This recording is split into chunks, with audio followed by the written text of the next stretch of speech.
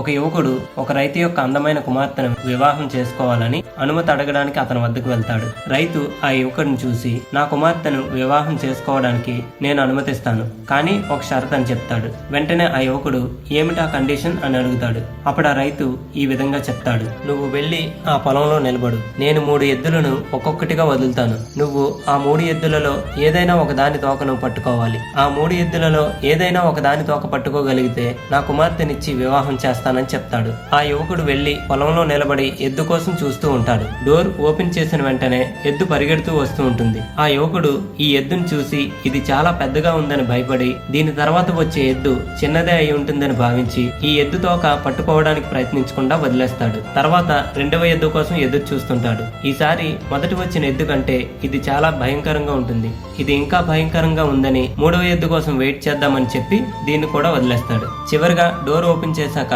3వ ఎద్దు పరిగెడుతూ వస్తుంది. ఈ యువకుడి మొహంలో చిరునవ్వు. ఎందుకంటే అతను చూసిన ఎద్దుల్లో ఇది చాలా బలహీనమైనదని భావించి దాని తోకను ఈజీగా పట్టుకోవచ్చని అనుకుంటాడు. ఆ ఎద్దు పరిగెడుతూ తన వద్దకు వచ్చిన వెంటనే దాని తోకను పట్టుకుందామని ఒక్కసారిగా దూకి షాక్ అయిపోతాడు. ఎందుకంటే ఈ 3వ ఎద్దుకి అసలు తోకే లేదు.